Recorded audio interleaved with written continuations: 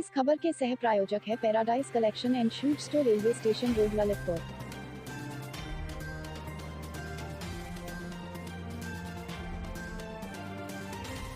इस खबर की सह प्रायोजक Sanskar valley academy school, Mahrauni road, Masaura Kala, Lalitpur.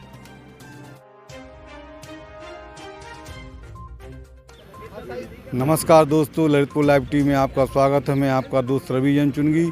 Lalitpur 226 विधानसभा क्षेत्र है। यहाँ पर आज भारतीय जनता पार्टी के जो उम्मीदवार हैं रामरतन कुशवाहा जी, उनके पक्ष में चुनाव प्रचार को लेकर पूर्व मुख्यमंत्री मध्य प्रदेश की और पूर्व सांसद झांसी ललितपुर की सुश्री उमा भारती का ललितपुर आगमन हुआ है।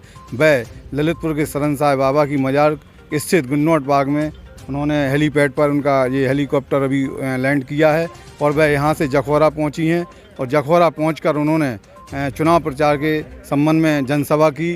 जनसभा में रामरतन कुशवाहा जी के पक्ष में उन्होंने जनता से अपील की, वोट मांगे और भारतीय जनता पार्टी की सबका साथ सबका विकास, आत्मनिर्भर बनो और इस तरह के अनेक प्रकार के स्लोगन और जन संदेशों को उन्होंने उद्बोधित किया। और अपने भाषण में उन्होंने चुनाव प्रचार के दरमियान पूरी जोर शोर से उन्होंने भारतीय जनता पार्टी के उम्मीदवार रामरतन कुशवाहा के पक्ष में वोट मांगे। इसके उपरांत वह अपने कारों के काफिले के द्वारा ललितपुर में वापसी हुई और वह इसी हेलीकॉप्टर के माध्यम से बानपुर पहुंचेंगी, जहां पर जनसभा को संबोधित करेंगी। और वह चुनाव प्रचार में महरौनी विधानसभा के उम्मीदवार 227 महरौनी विधानसभा के उम्मीदवार मनोहर लाल पंत और मन्नू कोरी के पक्ष में भारतीय जनता पार्टी के पक्ष में वोट मांगेंगी। इस तरह का उनका चुनावी प्रचार का ये अभियान कार्यक्रम है। आप जुड़े रहिए, बने रहिए ललितपुर लाइव टीवी के साथ। मैं आपको सुश्री उमा भारती से वार्ता कराता हूं कि चुनाव संबंध में जो दोनों विधानसभा ललितपुर की हैं, इसमें अपने उम्मीदवार के पक्ष में उनके जनता से उनका क्या संदेश है और इस आगामी जो चुनाव चल रहा है, इस चुनावी समय में उनकी क्या स्थिति बनेगी। हमारे साथ जुड़ चुकी हैं मध्य प्रदेश की पूर्व मुख्यमंत्री, झांसी ललितपुर की पूर्व सांसद सुश्री उमा भारती जी। हम उनसे बात करना चाहेंगे कि चुनावी समर में तो सुन भी रहे हो। हाँ दीदी, चुनावी समर जो चल रहा है आपने इसमें सर्वत्र विजय है। रामरतन जी जीतेंगे, पहले से ज़्यादा वोटों से जीतेंगे। और अब मन्नू जी के क्षेत्र में जा रही हूँ, वहाँ की भी यही खबरें हैं। नहीं, जीतने का मुख्य कारण आप मुख्य कारण यह है हमारी पार्टी के काम, हमारे विधायकों की छवि। जो 5 साल उनने किसी के घर नहीं लूटे, दुकानें नहीं लूटी, ज़मीनों पर कब्जे नहीं किए, बहनें बेटियाँ सुरक्षित रहीं। और योगी जी की सरकार ने जो विकास के काम किए और समाजवादी पार्टी की सरकार की भयावनी यादें, तो दोनों मिल गए हैं। पहले का भय और अभी का प्रेम। लेकिन जो बुंदेलखंड में स्थिति देखी जा रही है, पलायन की अनवरत चल रहा था, आगे क्या रुक पाएगा? रुकेगा। किस तरीके से? इसलिए रुकेगा क्योंकि बुंदेलखंड में अब रोजगार के अवसर निर्मित हो रहे हैं। अब डिफेंस कॉरिडोर का काम लगभग मध्य तक पहुंच गया है, एक्सप्रेसवे बन गया है और हर घर में नल और नल में जल योजना आ गई है और अब केन बेतवा आ रही है। तो इससे जो मीडियम क्लास के लोग हैं, हाँ, जो गरीब तबके के लोग हैं, जो रोज कमाते रोज, उनके लिए लघु उद्योग का अभाव है, वो किस तरह से पूरा? वो भी पूरा होगा क्योंकि MSME हमारे बुंदेलखंड के ही एक सांसद को मिली हुई है। राज्य मंत्री है भानु प्रताप वर्मा जी, वो तैयारी कर रहे हैं पूरे बुंदेलखंड के लिए कि MSME के अंतर्गत सबको रोजगार मिले। हम बात करेंगे सुश्री उमा भारती जी से। बुंदेलखंड में एक जहन में सभी के अंदर एक सवाल है कि बुंदेलखंड राज को लेकर आपने पूर्व में भी बयान दिया था, पुनः सरकार बन चुकी है, फिर बनने की उम्मीद लग रही है आपको, तो अब क्या बुंदेलखंड राज की स्थिति? हमारी पार्टी छोटे राज्यों के गठन में विश्वास रखती है। बुंदेलखंड को सांगठनिक तौर पर बीजेपी ने मान्यता दे रखी है। इसलिए लक्ष्मीकांत वाजपेयी जी के समय पर एक पृथक बुंदेलखंड क्षेत्र था जिसके अध्यक्ष बाबूराम निषाद थे। गठन की जो अड़चनें हैं वो मैं बता चुकी हूँ, मैं उनको बार बार रिपीट करती हूँ। तो बुंदेलखंड आंदोलनकारियों ने मुझे कहा कि दीदी आप मत रिपीट करो, इससे हमारा हौसला गिरता है कि वो अड़चनें क्या हैं। तो वो उनको पता है।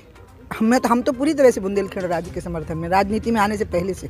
विपक्षी लोगों के पास एक नारा चलता है कि भारतीय जनता पार्टी के पास राम मंदिर और राम मुद्दा और भगवा है, इसके अलावा कुछ नहीं है। डिफेंस कॉरिडोर किसका है? जेवर का एयरपोर्ट किसका है? बुंदेलखंड एक्सप्रेस वे किसका है?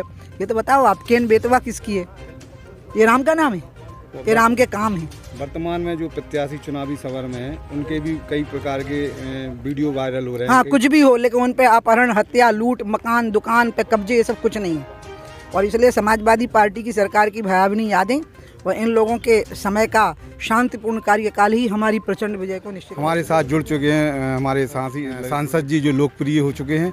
मैं उनसे जानना चाहता हूं कि आपके संसदीय क्षेत्र में जो 5 विधानसभा हैं, उनको जिताने की स्थिति में आपकी क्या रणनीति चल रही है? देखिए, हमारी रणनीति भाजपा की ये है कि विशेष रूप से ये जो चुनाव है ये प्रदेश के लिए लड़ा जा रहा है और देश के लिए लड़ा जा रहा है। और जितने भी लोग जिनके मन में सबसे पहले अपने प्रदेश की भावना उठती है और राष्ट्र की भावना उठती है, वो सब जने भारतीय जनता पार्टी के साथ जुड़ रहे हैं। हमारे जो प्रत्याशी खड़े हैं उनके साथ जुड़ रहे हैं। और जितने भी लोग, मैं तो सारे प्रत्याशियों को मोदी और योगी मानता हूँ, क्योंकि हर एक वोट मोदी जी को जाता है और हर एक वो वोट योगी जी को जाता है। अगर मोदी योगी की बात करें तो महरौनी विधानसभा से जो मंत्री भी हैं और विधायक भी हैं, पुनः चुनाव में उन पर इतने आरोप लग रहे हैं, वीडियो वायरल हो रहे हैं, जनता में एक स्थिति पहुंचाई जा रही है, इसकी टूल क्या है? देखिए, ये तो चीज़ें लोग चुनाव के दौरान कुछ भी बोलने लगते हैं। मन्नू भाई साहब के बारे में मैं ये कहूँगा कि उनसे सरल व्यक्तिगत इस पूरे विधानसभा में और कोई नहीं है। वो बहुत धार्मिक किस्म के आदमी हैं, बहुत भले किस्म के आदमी हैं और आज तक मैंने उनको जानबूझ के किसी की क्षति पहुंचाते हुए नहीं देखा। वर्तमान में उमा भारती जी जो आई हैं, एक जाति विशेष को बिलोंग करती हैं, उनके तिलस्मी को तोड़ने के उनका आगमन हुआ क्या?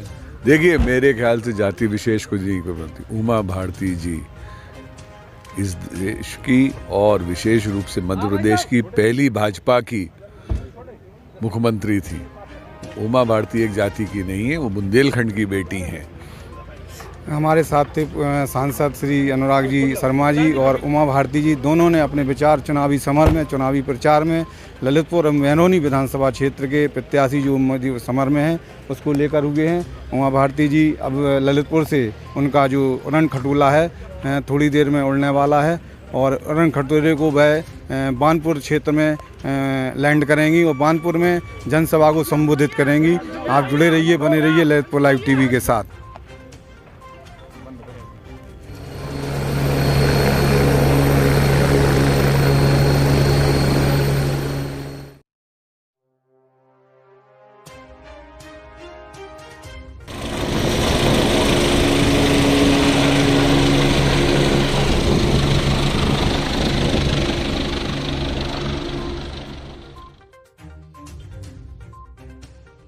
आजादी अब मिली है जब नरेंद्र मोदी ने प्रधानमंत्री पद की शपथ ली है, क्योंकि वो विदेशी सोच से मुक्त हैं, वो एक स्वाभिमानी राष्ट्रवादी सोच वाले प्रधानमंत्री हैं और इसलिए हमें किसी भी चीज का संकोच नहीं है। हम राम भक्त हैं, हम खुलेआम बोलते हैं।